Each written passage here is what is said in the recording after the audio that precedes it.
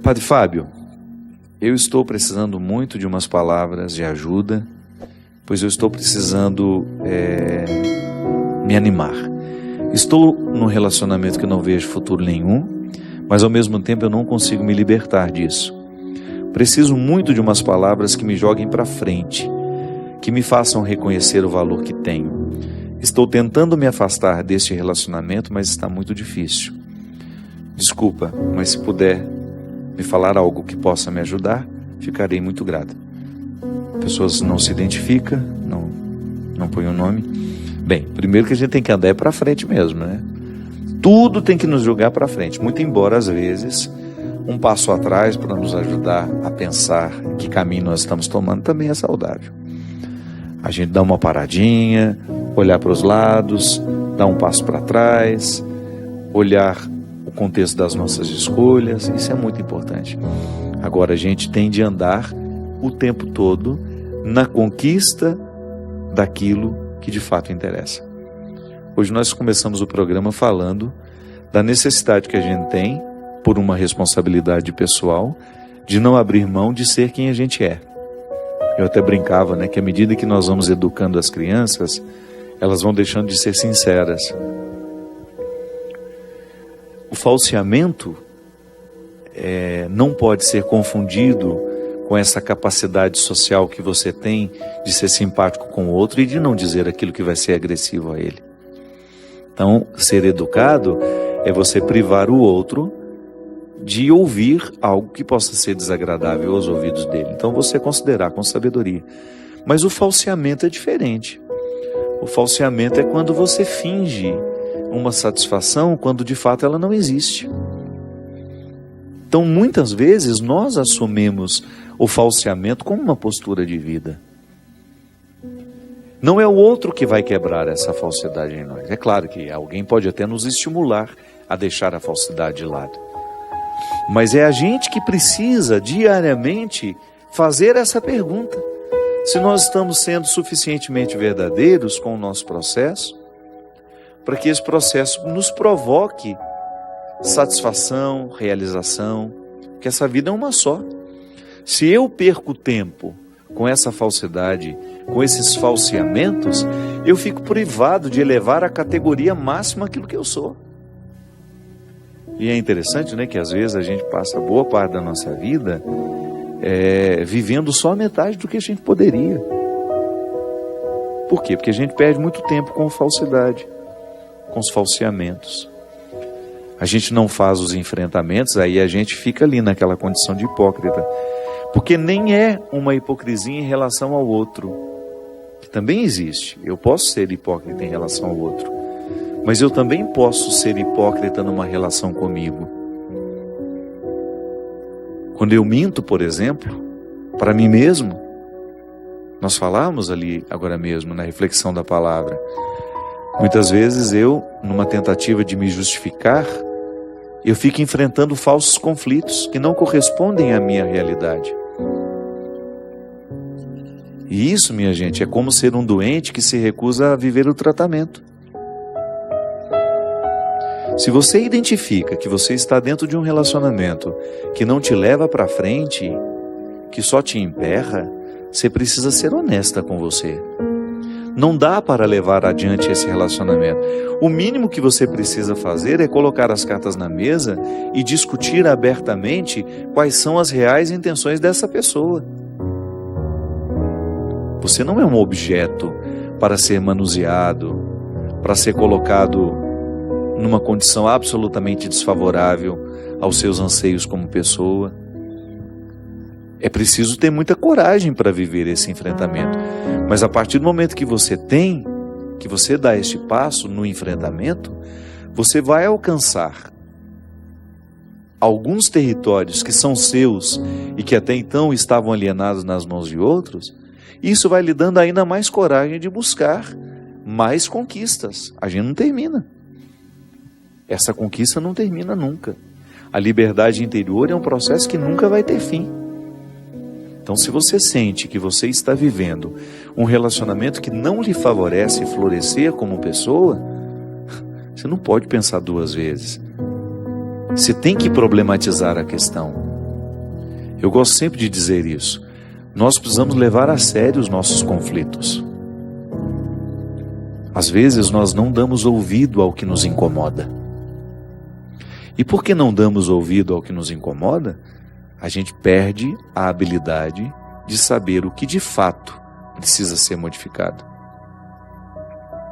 É como você se acostumar a um emprego onde você não cresce, onde você não precisa recrutar a sua inteligência, você fica repetindo a mesma coisa, e aí você olha que uma pessoa muito menos preparada que você realizaria aquela função perfeitamente. Está na hora de você ir embora. Está na hora de você buscar um outro lugar para você. Sabe por quê?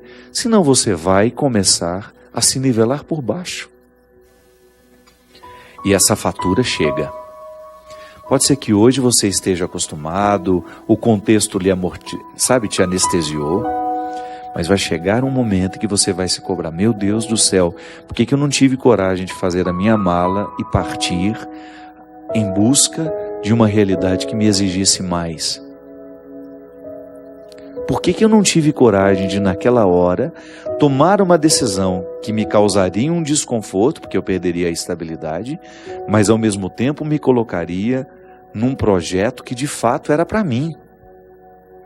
Aí você vai sentir que você vai ser mais exigido do ponto de vista intelectual e naturalmente você vai sentir-se mais confortável do ponto de vista emocional. Porque quando nós temos a acomodação do processo intelectual, você começa a nutrir silenciosamente uma insatisfação emocional. Você sabe por quê? O ser humano sabe que pode. Você sabe que pode. Hoje, conversando com uma amiga minha, ela estava me dizendo, porque ela é empresária, ela trabalha não com um grupo muito grande de pessoas, mas ela fala assim: eu sempre tive muita habilidade de mandar os meus funcionários embora. Não é fácil, né? Já mandou alguém embora? Eu também não, eu não quero ter esse desprazer, deve ser muito desagradável. Mas ela disse que quando ela identificava que um funcionário não correspondia mais ao que ela esperava, e que ela certamente teria de enfrentar o dissabor de despedir, ela começava a prestar atenção de maneira especial no que estava desestimulando aquela pessoa. E aí, quando ela chegava para a conversa, ela chegava toda otimista, ela não chegava metendo bronca, não. Ela começava dizendo assim: você tem percebido que você nasceu para muito mais do que aquilo que você faz? Porque se você não está desempenhando bem o seu papel, não é que você é incapaz, não. É que você não está estimulado. Você pode muito mais. Vá buscar um emprego melhor para você.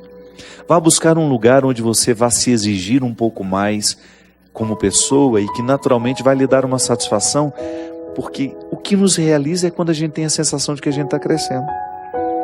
Diz que a pessoa vai embora feliz da vida. Isso é um dom. É um dom de fazer o outro perceber que ele pode ser mais. Você faz isso com os outros? Você estimula as pessoas a serem mais? Ou você aproveita a acomodação para que elas fiquem escravizadas nos seus interesses? E você? Você é capaz de se desafiar a querer mais para você? Ou você se contentou com o pouco que a vida lhe deu? Não estou dizendo que você será ingrato, que você vai jogar tudo fora, não. Eu estou apenas querendo que você olhe para você do mesmo jeito como Jesus nos olha.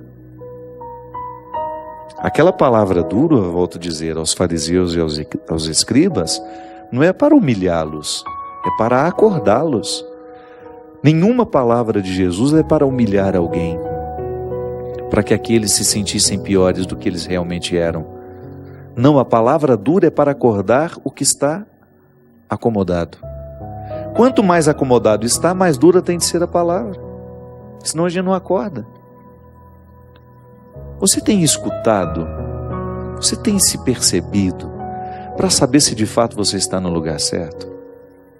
Você tem medo de mudar? Tem medo de correr atrás daquilo que você pode se oferecer? Ou você se nivelou por baixo, se acomodou nas suas escolhas e está satisfeito esperando a morte. É muito triste isso. Eu preciso diariamente, por mais que eu já tenha conquistado os meus resultados intelectuais, eu preciso me desafiar. Emocionalmente, eu ainda não alcancei o equilíbrio que eu quero. Quero viver cada vez mais dono das minhas emoções. Não quero ser escravo dos meus sentimentos, das minhas iras, dos meus ódios, não. O processo de Deus para mim, o convite de Jesus para mim, é superar tudo aquilo que para mim é um contexto de hipocrisias.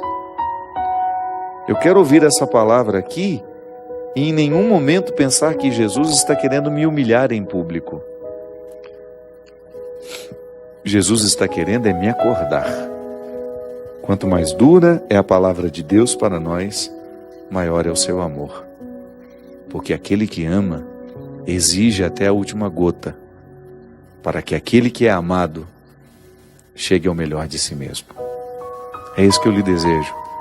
Que Deus lhe desafie, que Deus lhe incomode, que Deus lhe grite essa palavra dura, para que você saia de todas as realidades, para que você rompa com todas as realidades que estão lhe aprisionando.